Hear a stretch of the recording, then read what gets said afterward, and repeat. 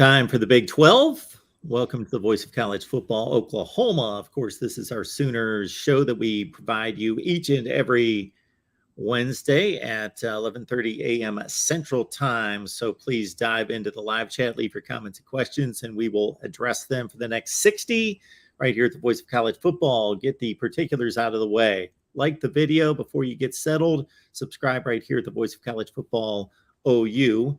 And again, it's a Big 12 opener, of course. And we got Jason Ray on the line, as we always do, for our 80th edition. Jason, how you doing today?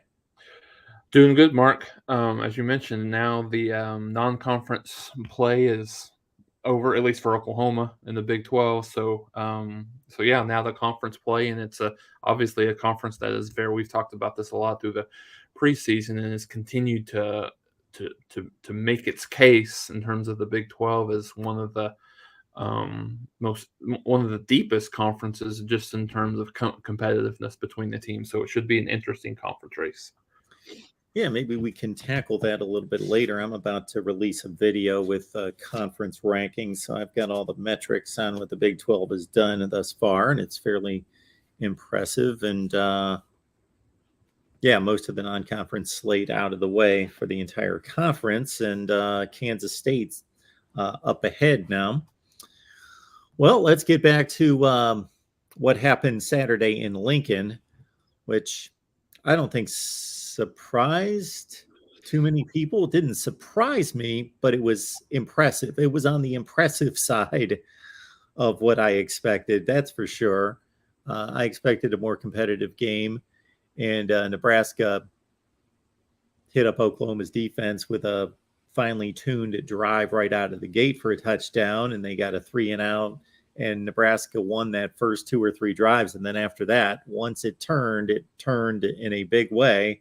35 points in the first half. The running game was devastating, and Nebraska's a mess, obviously, when you fire your coach this early in the season. We know what the deal is with Nebraska. So their issues aside, because that can explain away some of the dominance, but still, that was an impressive win, start to finish.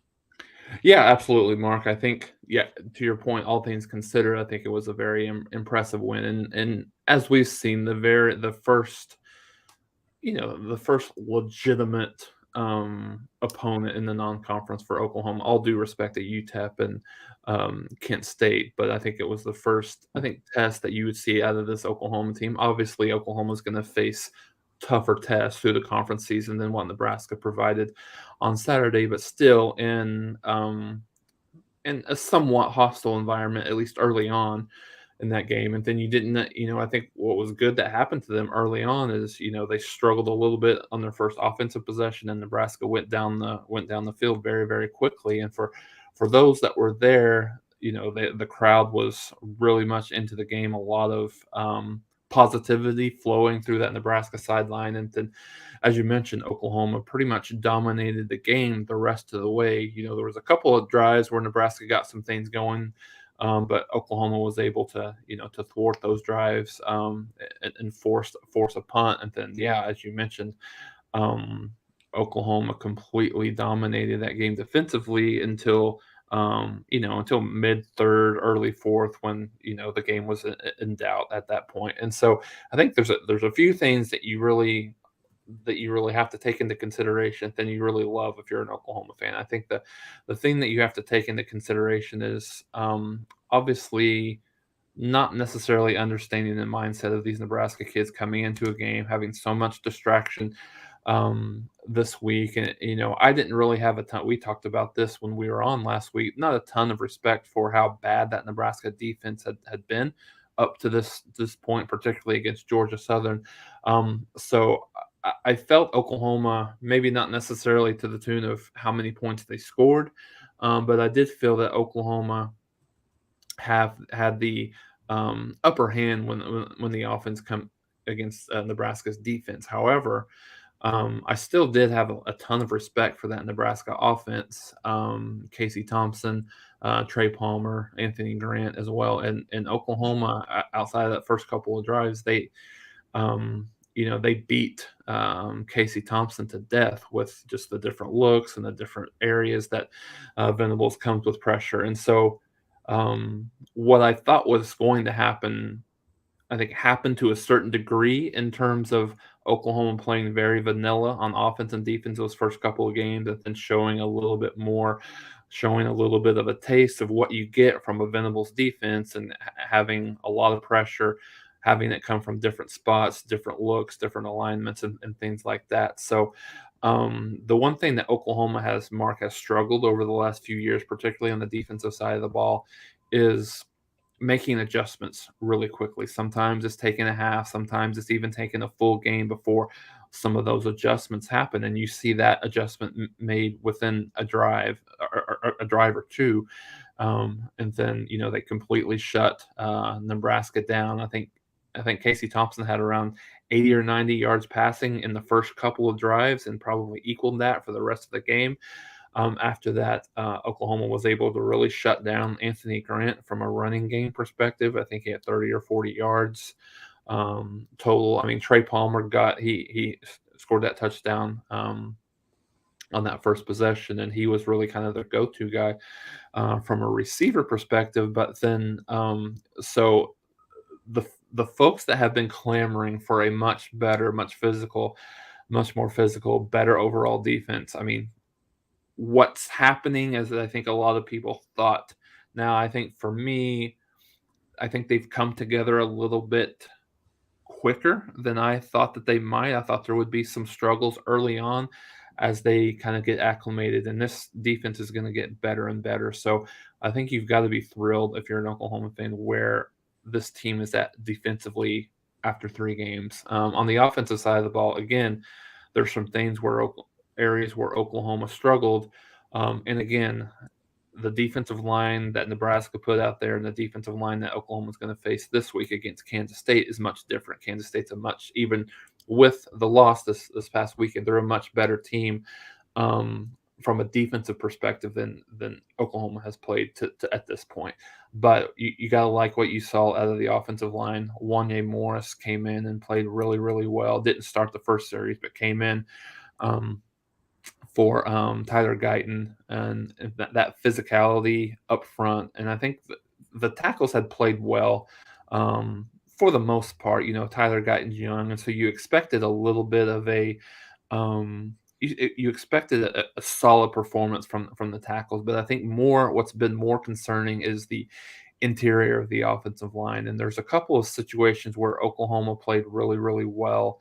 And I think overall, when you run for over 300 yards in a football game, your offensive line has to have a ton of credit. But I also think when you look at how Eric Gray I heard some other people talking. Maybe he heard what a lot of us were talking about in terms of Marcus Major, maybe kind of making a move to be that first, that number one tailback, and he had his best game in a Sooner uniform, over 10 yards a carry, couple of touchdown runs, ran hard, made a couple of really good moves in the open field for those touchdown runs. And so Oklahoma probably could have scored in the 60s in this game if they would have kept going. I think the one thing, and of course you always, and maybe this is me from a coach's background, but just in general, you've always got to see some of the negatives that came with it. I think a couple of the negatives, which was very odd to see, Gabriel missed a lot of throws in this game. Oklahoma had receivers running wide open pretty much consistently throughout the game. A couple of slants, and all of them were high. So I don't know if it was a little bit, just his excitement. I don't know if nerves were the case, but he's been much more accurate to this point. And then there was a period there in the second and third quarter where he missed a lot of stuff high. So I think it will be it'll be interesting to see what that development looks like. Not really from a timing perspective, because the plays that they hit on, they looked like they were more in sync, a team that's starting to get things rolling in the passing game. But just a few high throws that could have been big gainers. But But I think you take that bad with all of the good that happened in this game, and Oklahoma's in um, in a good spot. But let's see as the competition, particularly on the defensive side of the ball, is a little bit tougher here over the next couple of weeks, and then which obviously leads up to Red River in about 3 weeks. Yeah, Nebraska's been a train wreck on the defensive side of the ball in particular. They fired their DC after this game, Eric Shenander. So they had just given up a record number of points and yardage in Lincoln against Georgia Southern of all teams. And Northwestern, they made them look like a prolific offense, and they've just been run ragged by everybody. So Oklahoma did what they should do. So it shouldn't all be placed on that Nebraska is just so bad that Oklahoma could do nothing but score points. No, they were impressive on offense, especially on the ground. 312 yards of rushing, and again 35 points. And they really took it easy on Nebraska in the second half after the 35 spot in the first half. But to your point, defensively, now that's where Nebraska is capable. I'm not going to sell them as one of the best offenses in the country, but they're good on offense. They've scored against everyone. They were scoring last year. Little different personnel, but still some of the same parts last year. And again, they didn't have issues moving the ball or scoring points in the first 3 weeks of the season. And after that first drive, they really didn't do anything meaningful after that. Yeah, no, you're absolutely right, and I think, like I said, I think that, and Urban Meyer talked about it in the pregame, that Brent Venables' defense is all about chaos and creating that chaos and that confusion up front, and they did a really good job. I think you've got a couple of kids that are playing at a higher level than they've ever played. In just 3 games in, Deshaun White is playing in that cheetah position, and he's playing much better. Obviously, made a little bit of a mistake there with that targeting call that he had on Casey Thompson toward the end of the second quarter, but still playing really, really well. Corners recovering well. I mean, I think they had one. They only really had one. Big play that they gave up, which was that 32-yard touchdown pass to Trey Palmer there in the first quarter. But they're rallying to the ball. They're playing very, very physical across the defensive line of scrimmage. And so, again, and this is with other coaches, players, other coaches, recruits. So obviously they're good players, or they wouldn't have been recruited to Oklahoma. But he's been able to do this thus far. I made a joke. I made a tweet on Saturday that was a little bit tongue in cheek, but to a certain degree, like he's been able to fix in 3 games what it's taken some other defensive coordinators almost a decade to ruin. So I think, which is obviously a little bit of a joke, but a little bit of seriousness in terms of where they're able to where they've been able to get thus far. So, like I said, some of these teams will get better. Now, I think Nebraska, coming into it, at least, I think Nebraska's a better offensive team than Kansas State is. At least right now, you've got obviously Deuce Vaughn, one of the best running backs in the country. But aside from that, Adrian Martinez, he looks average. I mean, just as like he's been. I don't know that he's turning the ball over, but for whatever reason, he's not getting the ball downfield. I mean, obviously, there's a little bit of a look ahead there. I think that bit Kansas State, but yeah, I mean, you go through these 3 games and you've given up, I would say 2 legitimate touchdowns. The last one I don't really, take a lot to consideration, but the one touchdown against UTEP and then the first quarter touchdown against Nebraska. But I think you're seeing Billy Bowman's another kid that keeps playing better and better. Reggie Grimes, on the defensive end perspective, is playing better and better. So I think you're going to see continuous improvement out of this team. At least that's what you would anticipate and what you would hope, because Venables is one of those coaches. If they're not getting, if they're not getting pressure he's going to make with their front four. He's going to make sure he's bringing people, whether it be from the secondary, whether it be from the linebacker side. So, and I think one thing that you also saw from Oklahoma from a depth perspective is we've talked a little bit about him, whether he would see the field or Jaron Kanik came in, played that cheetah position for Deshaun White when he came out, forced a fumble, was all around the ball. Yeah, he missed a few tackles, but I think he's going to be a guy that can provide Oklahoma some depth if they need it. But I think it was funny. Venables talked about him after the game and basically said he has no idea what he's doing right now, but he's going to be a really, really good player for us before he leaves here. And so, getting those guys, putting those guys in positions to be successful, and I think you saw it on the.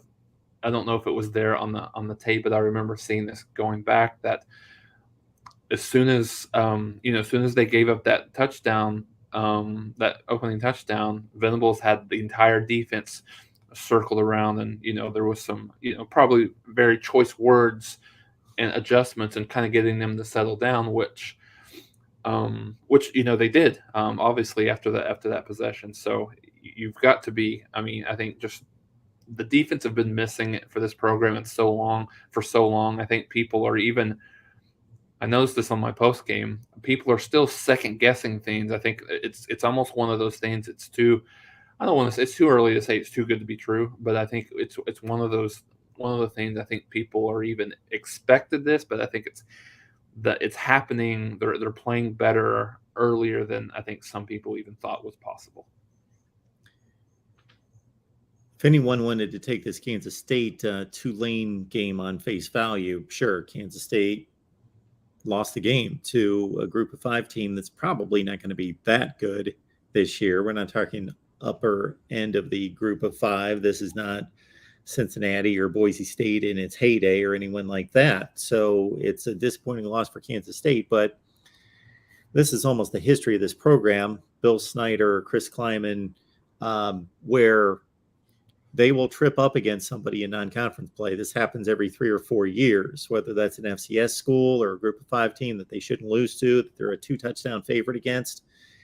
And you can't take this result and say, well, this is going to be a walk in the park for Oklahoma. It may be because of the talent difference and Oklahoma looking like a solid top 10 team in the country, maybe even better than that, versus a Kansas State team that's we'll see how it all falls, but probably more in the 7 or 8 win category of a top 40 or 50 team in the country. So what I'm guarding against here is Oklahoma fans should know pretty well what Kansas State's capable of. And this is a pretty typical Kansas State team. They're not going to throw for much more than 100 yards per game, the way things have been for the last several weeks. Again, Adrian Martinez, it's kind of odd to speak to Jason's comment about Adrian Martinez earlier. Yeah, he's not really turning the ball over, but he put up like big numbers at Nebraska. His issue was turning the ball over and in key spots, but he put up pretty sizable numbers at Nebraska. Here, they're barely letting him throw the ball. First of all, they're throwing 18, 20, 22 times a game. And it seems as though they're playing the type games, especially in this game, where the other team's running the ball, using clock. So it's one of those games that before you blink, it's over and you just lost in a low-scoring game. It was one of these muddy kind of games where it just, again, air taken out of the ball. I liken it to Texas A&M and App State. And I rewatched that game just to believe what I was watching. And I saw on the stat sheet, Texas A&M ran 38 plays. Like they barely were on the field. And it's one of those deals where the other team's not really scoring, but they're keeping the ball away. And because you don't have, meaning Kansas State, an explosive offense, you're utilizing time when you got the ball and you're not doing anything with it. I just checked out the play-by-play on their final drive just to see. I'm always curious about this. So I didn't watch this game. Obviously, I was a bit surprised when I saw the score, and I went back and I was like, I want to look at the box score in this game.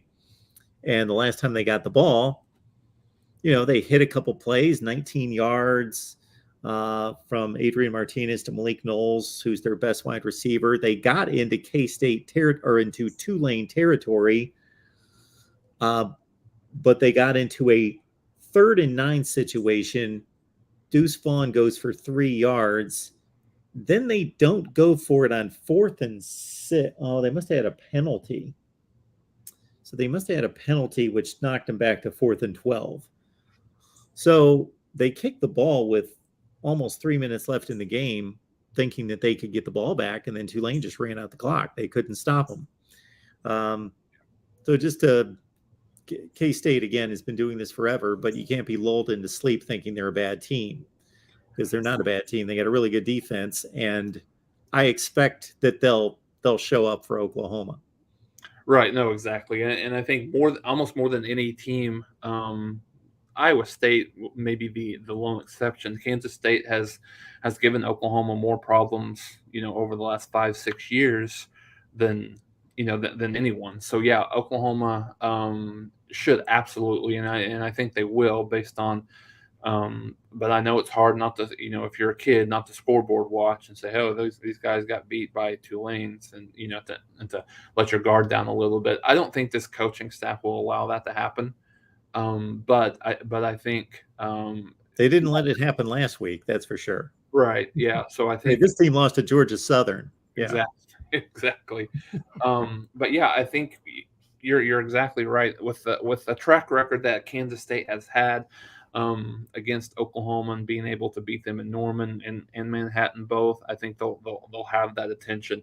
Obviously, I think exactly what you'd mentioned with Adrian Martinez. He had to throw the ball a little bit more because they were down late, but his 21 completions accounted for 150 yards, so a little less than 5 yards per attempt.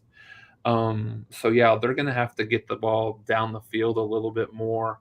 And Oklahoma's been pretty good against the run, so obviously they're going to key on Deuce to a lot bigger degree. But when you look at this game, I rewatched a little bit of it myself, Mark, and Tulane turned the ball over twice, and still, when you lose the turnover battle and you still beat a team on the road, but they were able to handle Deuce Vaughn for the most part, and just the Kansas State running game only ran for 186 yards total, and so I think the matchup and you had mentioned his name, Malik Knowles, is their best and most explosive receiver. So if you're able to handle him, but I think at the same time, as we mentioned, it's going to be a tougher challenge defensively, obviously with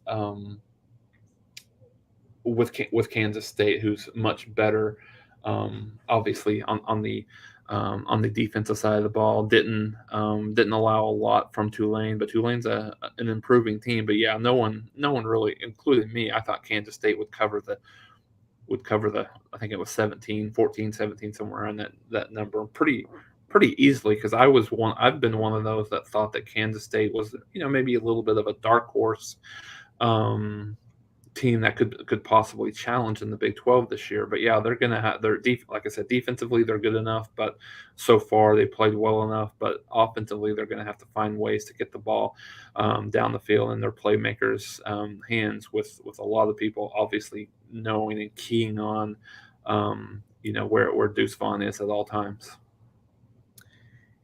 Yeah, to be accurate on this, I must have gotten the many box scores mixed up in my head. Yeah, Kansas State in other weeks didn't run a lot of plays, but they did run 73 plays in this game. So they had offensive opportunities to get it done, and they just couldn't. And as you mentioned, in other games, I know like the Missouri game was a really good game, offensive output, and went to script in terms of what Kansas State wants to do. And I think Adrian Martinez only had to throw 20 passes in that game. But yeah, being behind or tied throughout the second half, they put it up 31 times. But yeah, 150 yards on 31 pass attempts is just not much of anything.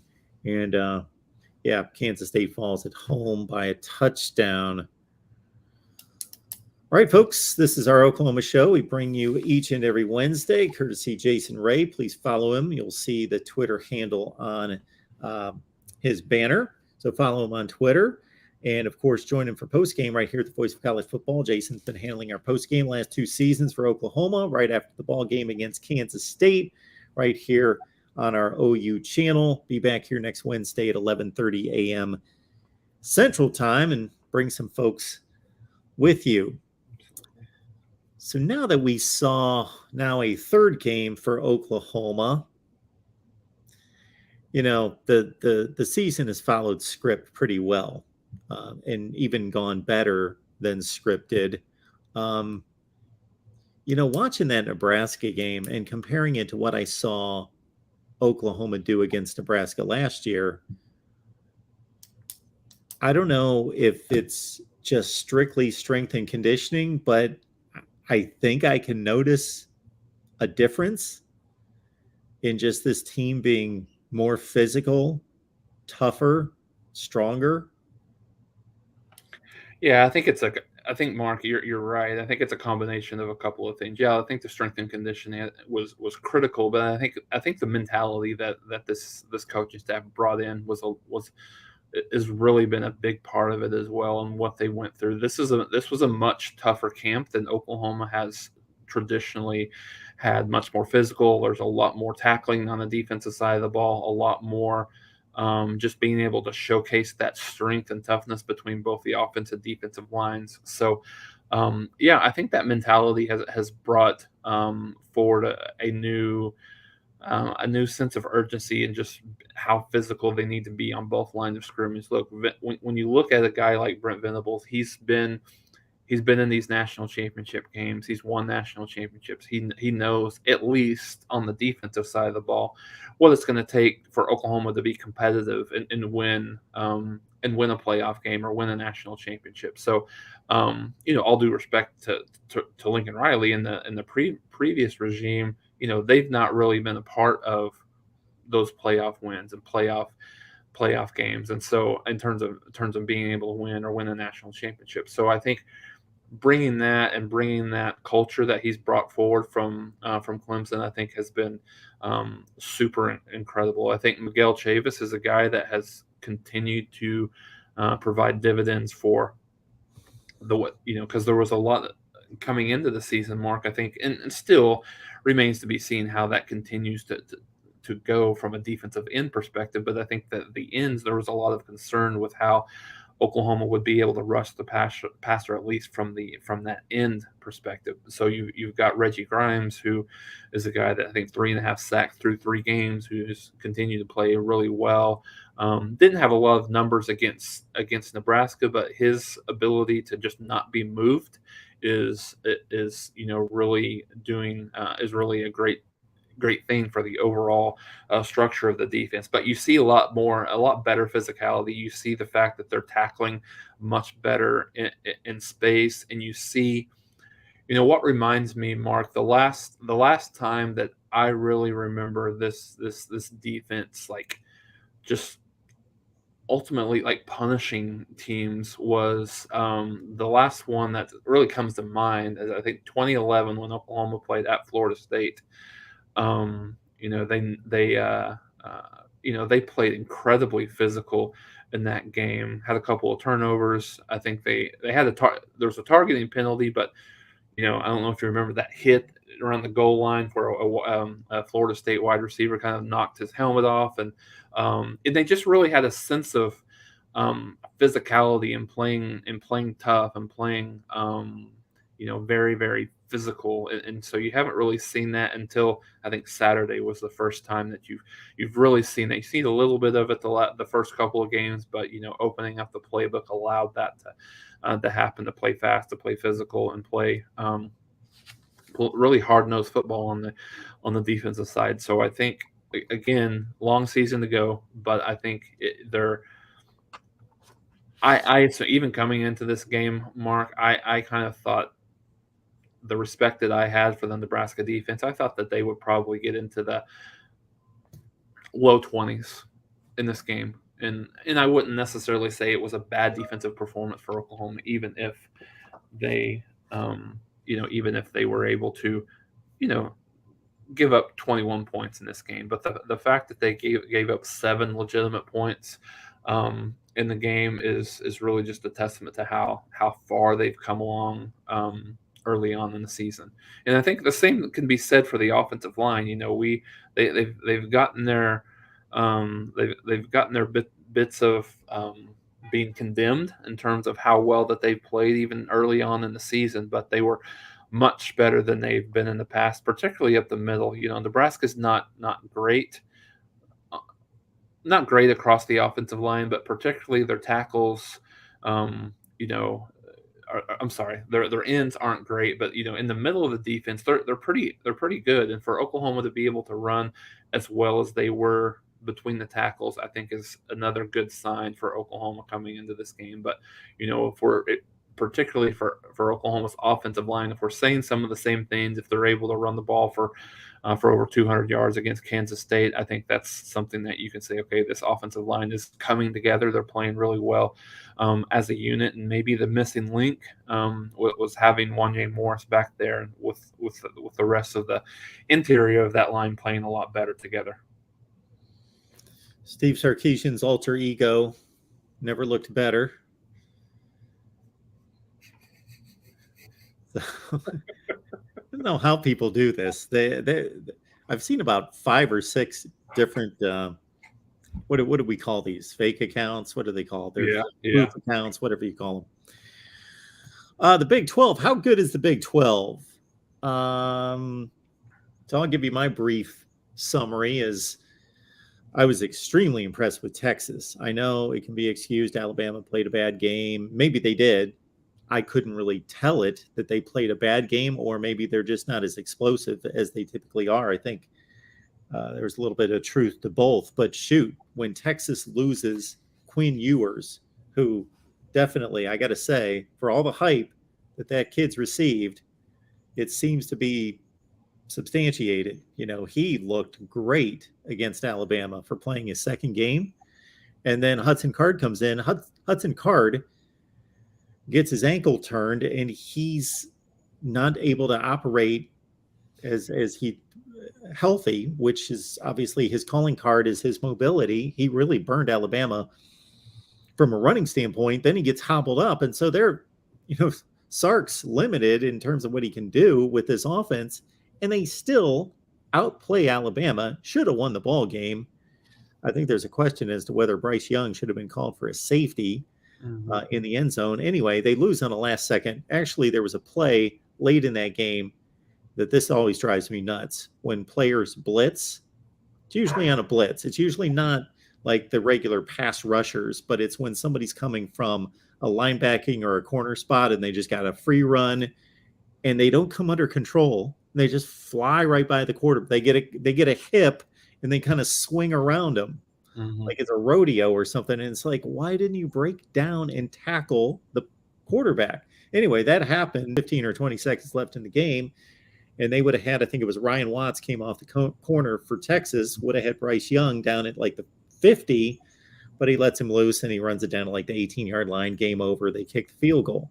But I just was really impressed with Texas. Now, whether they can sustain that, I think it was, I don't want to say too impressive, but they took care of business coming off that Bama game against Texas San Antonio, a capable team. But, Baylor lost to BYU, but there's no shame in that. It was on the road. It was overtime. Texas Tech beat Houston. They go to NC State. They do lose that game. Iowa State beat Iowa. Those are some of the bigger matchups. West Virginia went to Pitt. Again, they lost. They threw a pass down to the goal line that would have won the game or tied the game, sent it to overtime. So besides this Kansas State game against Tulane, I don't see any embarrassing displays or performances by the Big 12 thus far. And they seem to be holding serve, and they're really close to if in the same week Baylor could have pulled off the overtime game at BYU and Texas could have turned it against Bama. Those would have been 2 enormous wins for the conference. But overall, I think the conference is showing itself to be pretty good. Yeah, no, absolutely. I agree, Mark, and you know, we didn't even talk about, haven't even talked about Kansas that we Yeah, usually talk forget about with, it's just, if you look at, and I'm not spoiling people that haven't watched your top 25, and I don't know if you have them there or not. I hadn't watched this week, but when you look at, if you didn't know who Kansas was, if you didn't know what kind of team that they have been historically, and you see them go on the road and beat Houston and beat West Virginia, then you probably think, oh yeah, that's a top 25 team.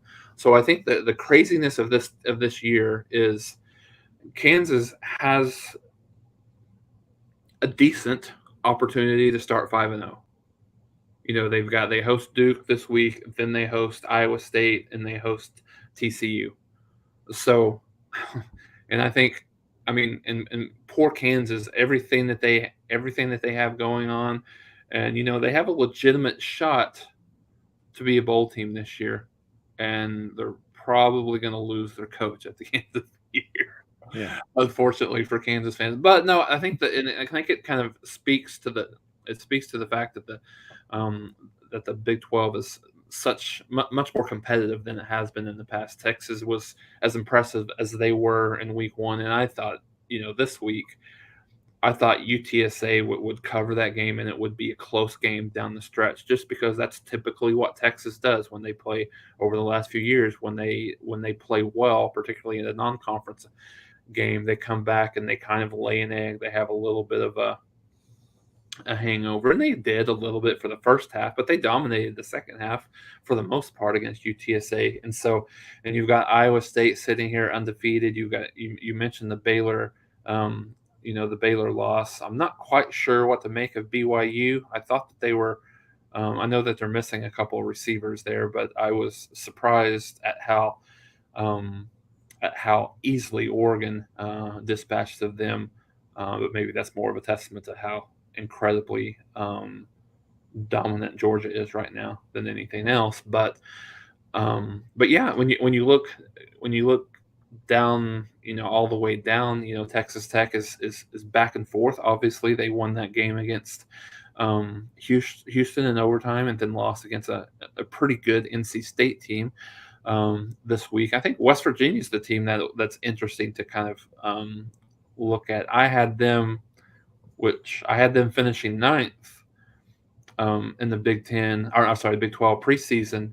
And so I think they have a really, really important game on Thursday night against West Virginia. I'm sorry, against Virginia Tech. So if they're able to win that game, then maybe that gives them a little bit more confidence heading into the Big 12 season. But you open up your Big 12 season with a loss to conceivably preseason the worst team in the conference at home, then you got an uphill battle to climb. And then we've got not really talked about Oklahoma State, because they really, I mean, Arizona State's was and is a dumpster fire, so don't really know what to make of that win now.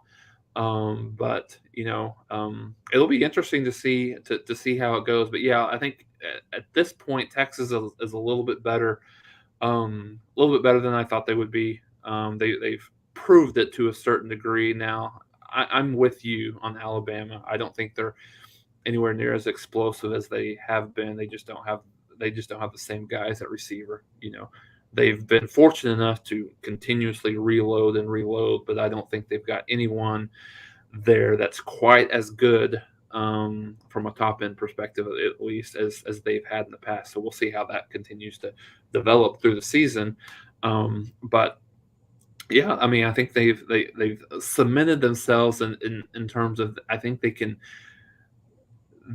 be in the conversation with perhaps the second best conference in the country. I know before it was kind of a foregone conclusion that the Big Ten was right there behind the SEC, but I think there's an argument that can be made. I think at this point, right? Because you've got Ohio State and Michigan that are right there. They're both obviously very clear, in my opinion, right now, top five teams.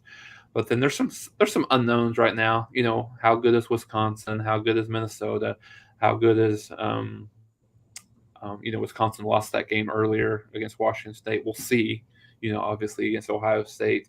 on Saturday. How good is Penn State? Again, I don't know what to take of that Auburn win. I mean, impressive to win by that many points in Jordan-Hare without a doubt, but Auburn's a bit of a dumpster fire in itself.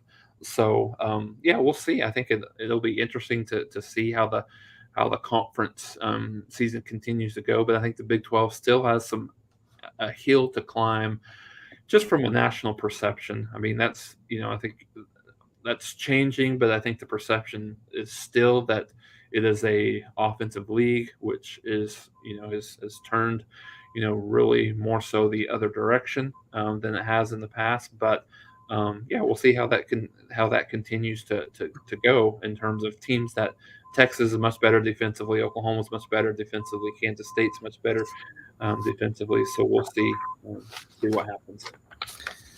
Big 12, 22-5 non-conference record, 5-4 against the Power 5, 9-1 against the Group of 5, 8-0 against the FCS. I'll deliver my conference rankings as I do every week. Should have done that earlier, but I'll produce that video sometime tonight. And I produced a video and posted a couple days ago that's simply titled "The Big Ten is Awful." And I made the statement, though, after I analyzed all the results, that I still think it's the second best conference, but it's not played like the second best conference. Therefore, I can't rank it to be the second best conference. And then also, what's disappointing about college football is there's just really not enough results to come to a conclusion. When Michigan plays no one outside the conference, and when Ohio State plays Notre Dame, and then Notre Dame doesn't turn out to be who we think they are, and they're not playing anybody else, Ohio State, you get the two best programs, and they basically didn't play anyone. But there are a lot of disappointing for the Big Ten results that, I'm going to have a difficult time wading through like 3 or 4 conferences that the numbers tell me in the results that they're all real close. So, Absolutely. And I think the Pac-12 is maybe a little bit better than we thought coming in. Washington's better. Arizona State's obviously not quite as good. But USC. I mean, USC is probably about what I thought they would be at this point. Yeah.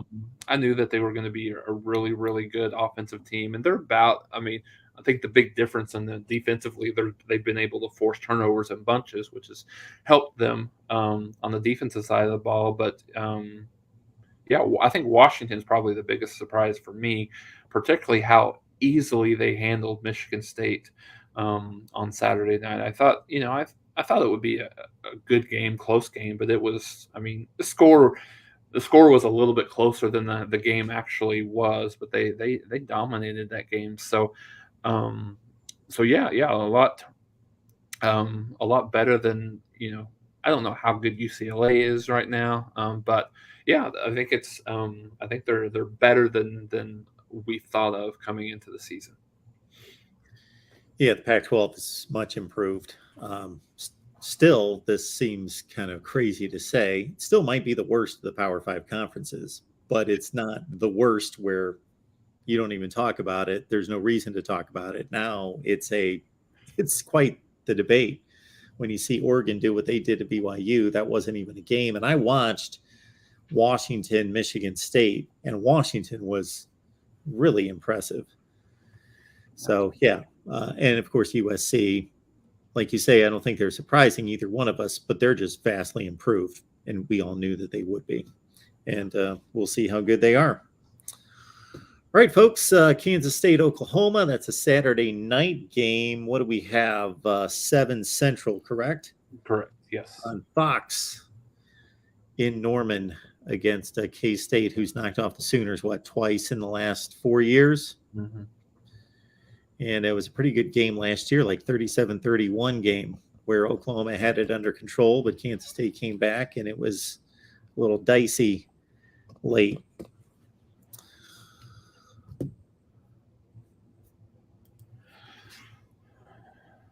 So the one thing, Mark, I wanted to kind of get your thoughts on, and I mean, in terms of Oklahoma and Kansas State, they've really it's really been Oklahoma's toughest opponent that they've had. They've struggled with them for whatever reason. But just moving away from that nationally, I'm just interested in your thoughts. I don't know, and maybe you can remember a season, but I don't remember a season that we've had so many coaches either on the hot seat and inevitably getting replaced before the season ends, before the season's halfway through. So we've got a couple already in Herm Edwards and obviously Scott Frost at Nebraska. Then we've got 3 or 4 more that seems to me that are inevitable over the next couple of weeks, maybe before the midway part of the season, with maybe Brian Harsin at Auburn. We got Jeff Collins at Georgia Tech, maybe Carl Durrell at Colorado. Do you what just from your perspective, what do you make of that? Because I don't, me personally, I've never thought that firing it's got to be a very very desperate situation for you to fire a coach, not only before the season is over, but this early in the season. You can lose some of these kids early on. So is it just me, or is this happening more often than we've ever seen it? Yes, it's happening. I would love for somebody to be able to find the time that this has happened in the past before last season with Clay Helton. That didn't involve some kind of controversy, off the field controversy, but we're just talking about football decisions here. Even Arizona State, I had a writer from the Arizona Republic on about Herm Edwards, and I thought, my thinking was, if Arizona State was 3-0, Herm Edwards would still have a job, with all the NCAA issues circling the program. But if he was 1-2, like he is right now, and there were no NCAA issues, then he'd still probably be able to play out the season and see if he could turn it around. And that it was a combination, almost like the Rich Rod situation at Arizona, where they kind of put up with a lot of his nonsense, and they had a lot of issues off the field. But once they started to lose, they put him and neither one was the sole reason why he got fired. It was kind of a combination of, well, we're having a lot of issues with you. Now you're starting to lose. So let's put those together, and you're not worth keeping around.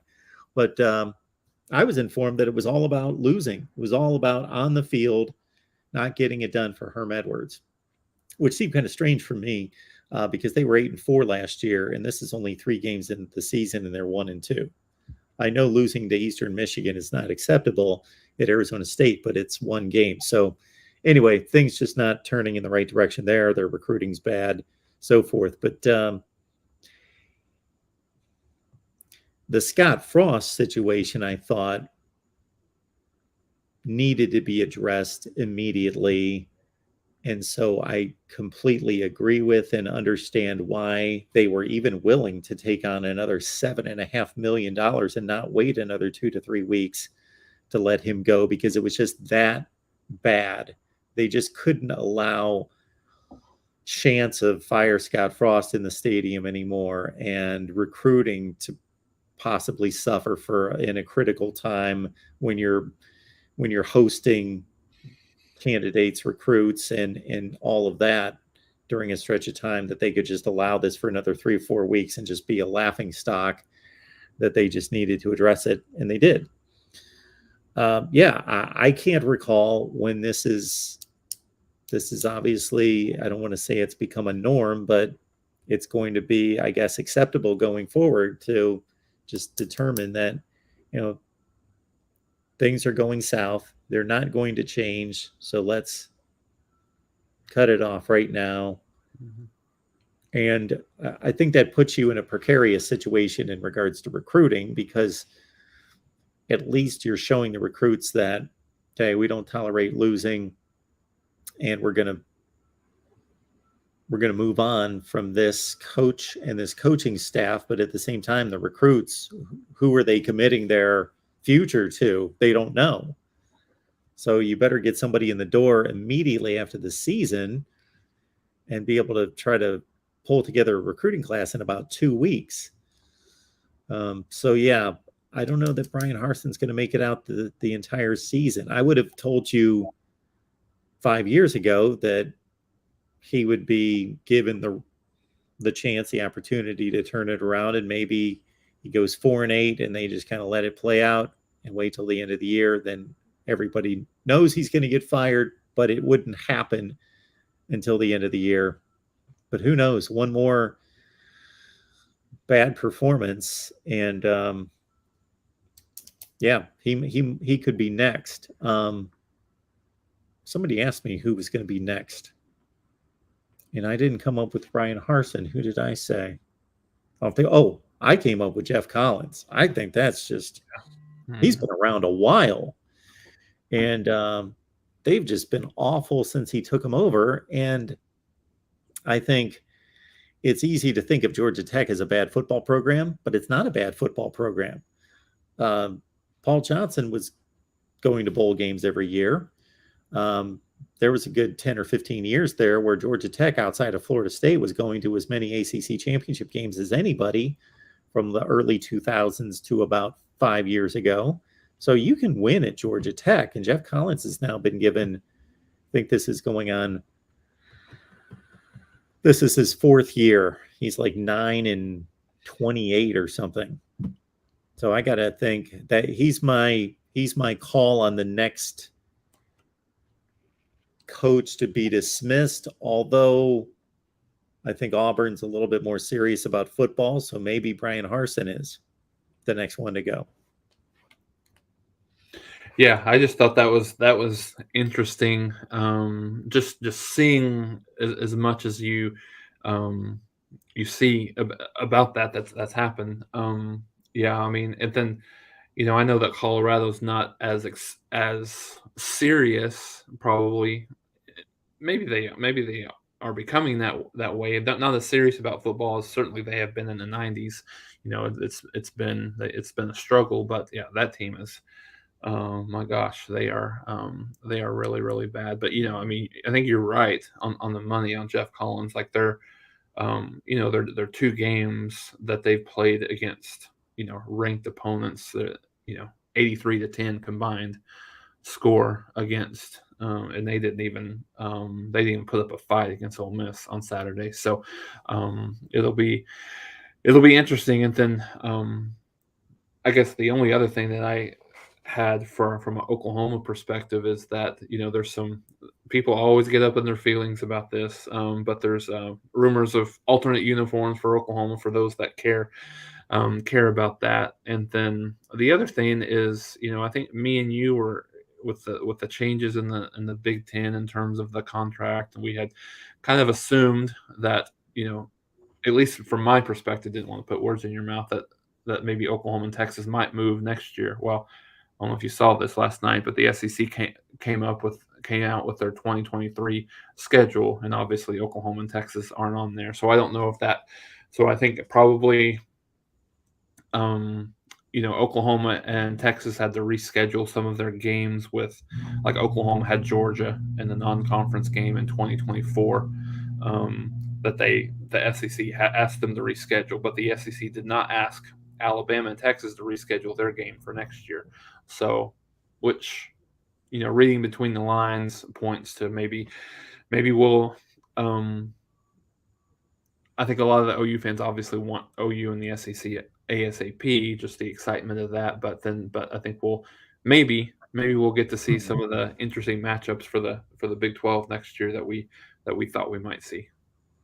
Roger Dodger, I get your point about Colorado. They don't seem serious about football, but they're more serious than you think they are, and they have fired other coaches. So if they didn't fire coaches for losing, then they would have the same coach that they've had for a zillion years. So the latest being Mike McIntyre. Mike McIntyre won a division championship and went to a conference championship game at Colorado, and 2 or 3 years later, he was out of a job. So they take it more seriously than you think they do if they fire a coach who went to the Pac-12 championship game just 2 or 3 years prior.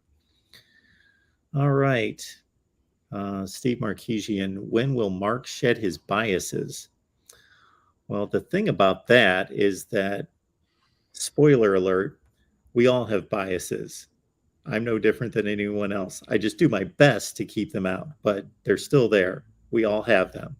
So that's all there is to it. Everybody's biased. So when you accuse somebody of being biased, understand you can accuse everyone of being biased. We're human. All right, Sooners and Wildcats. We will post on the community page a pick'em of sorts. We do that from time to time. We'll throw out a question or comment, or want to get your response or reaction or opinion on a subject matter concerning Oklahoma. So I will try to remember, since I've got some other interviews lined up that I can't get right to it right now, but I'll throw up the game and get we'll get everybody's responses on Oklahoma, Kansas, and prediction. I'm going to guess this game's at Norman, correct? Mm-hmm. I'm going to say Oklahoma's a 12.5-point favorite. Yeah, I think it's the last I saw was 13.5. So okay, came within a point. All right, very good. All right, for Jason, I'm Mark. Be back here next Wednesday. Oklahoma Sooners live at 11:30 a.m. Jason, I appreciate you making this happen. Absolutely. Thanks, Mark. Enjoyed it.